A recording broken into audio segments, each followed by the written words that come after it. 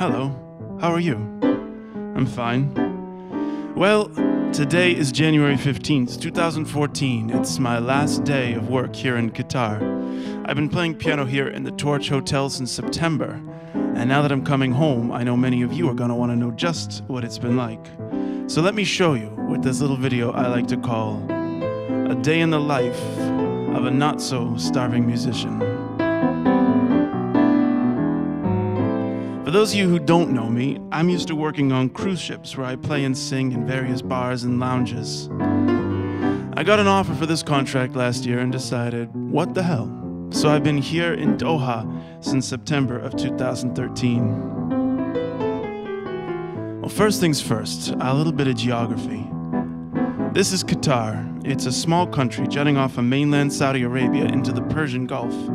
The capital and main city is Doha. The Torch Hotel, where I work and live, is a ways out of the city, in an area called the Aspire Zone, a massive complex they call a sports city. That's it there, and right in the middle is the Torch. The Torch was built as a monument for some sporting event called the Asian Games back in 2006, but then they spent a few years turning it into a chic, modern, 5-star hotel. Much to my chagrin, however, it lacks one very important star in my book, that being alcohol. You see, one of the sons of the Emir of Qatar owns all of the Aspire Zone, including the Torch. So unlike the other 5-star hotels in Qatar, which are owned by big international names like the St. Regis, the Four Seasons, and the Ritz-Carlton, the Aspire Zone is completely dry. Yeah, tell me about it.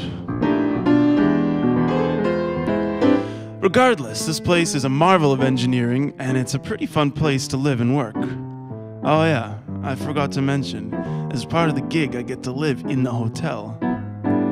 I have this really neat room that's all controlled by an iPad.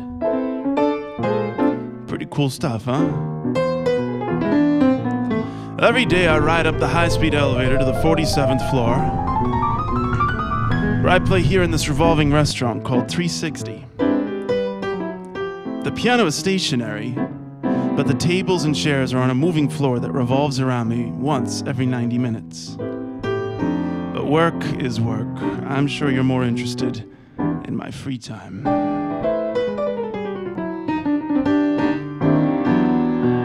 Well, I wish I had a more exciting story to tell you. You know, like one full of camel rides through the desert and nights filled with belly dancers and hookah and bejeweled sheikhs and suave sultans inviting me to gala parties, eager to discuss life and music. But really, my time here is pretty low-key. So let me take you through a typical day in the life.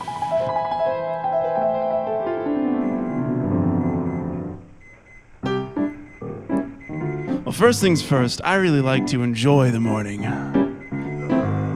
So I set my alarm accordingly, and then spring out of bed to start the day fresh. Today I shall enjoy 5 whole minutes of morning bliss. While I take my coffee, I usually catch up on emails and prepare myself for the long day ahead. And after that, it's time to get ready for work. It's amazing what a couple of espressos can do. At 1 o'clock, it's off to 360 to play my lunchtime set. Generally, there's nobody here at lunch, like now. So I've taken to calling it my practice hour. By doing so, I kill 2 birds with 1 stone. 1, I reduce the amount of work I do each day by 25%. And 2, I can safely say I get in at least an hour of practice every day. I love the staff here in my restaurant, and they know it. There's Asma, Jay, Mohammed, James, Christina, Gizlan, Pavel, Salah, Connie, Annalyn, Rahul, and Mary Chris. After my shift, it's time for lunch. So it's back down to ground level and to the Flying Carpet restaurant where I take my lunch and dinner. I could have breakfast there too, but I've never woken up that early. really. Anyways, the food is quite nice and it's always presented beautifully. There's always a blend of continental and Middle Eastern cuisine, and generally an international theme for each day. Well, after lunch, I've got about 5 hours before I go back to work. Just about every other day, I use that time to go to the gym. The health club is up on the 19th floor, along with the swimming pool that juts out from the tower. After about an hour in the gym, sometimes I like to go for a swim, but I always spend a good half hour in the sauna. Then it's time for a quick shower and back to the room to get ready for work. On days when I don't go to the gym, there's some really nice places to walk around the Aspire zone here. The Aspire Park is beautiful, but it's remarkably fake. This lush, verdant, hilly terrain with its bucolic pond is simply constructed over the desert underneath. It doesn't rain here, so they have to have a complex network of irrigation underground to maintain the flora.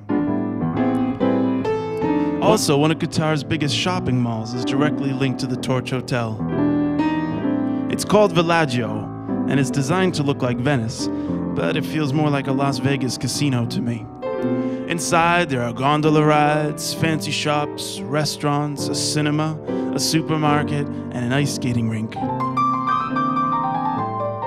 It's always freezing cold inside, and it's just the way they like it here, and it's swamped with people. You see, when there's no booze, shopping becomes a serious pastime. But anyways, back to work. On nights, the restaurant is usually pretty busy, but especially on Thursday and Friday. You see, the calendar here is one day off from the calendar in the West. Sunday is the first workday of the week. Thursday night is like our Friday night, and Saturday is like Sunday. Got it? Well, at 11 o'clock p.m. the restaurant closes, and so do I. Now, when I work on the ships, it's great after work to go to the crew bar and toss back a couple of beers with some friends, socialize. But here at 11 o'clock, the whole place is dead. Save for a couple Arabs drinking tea and bickering in the lobby lounge. And since all the not-so-dry locales are half an hour away by cab, most of my nights are pretty quiet. Oftentimes I Skype with my family back home or just plain take it easy. Sunday is my day off each week, so usually I take a cab out to the Catholic church from Mass and then hit one of the hotels that serve alcohol to enjoy a couple drinks and some live music. Other times I go for a nice meal and some shisha in the vibrant old market here called Souk Waqif.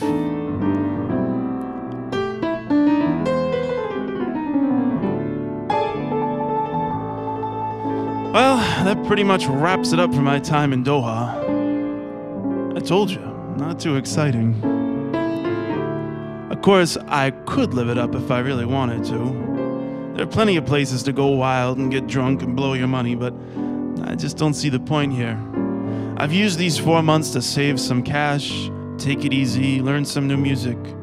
I made some great new friends, and I can safely say this has been a great experience. And now that you have an idea of what it's like, just leaves me to say, ciao.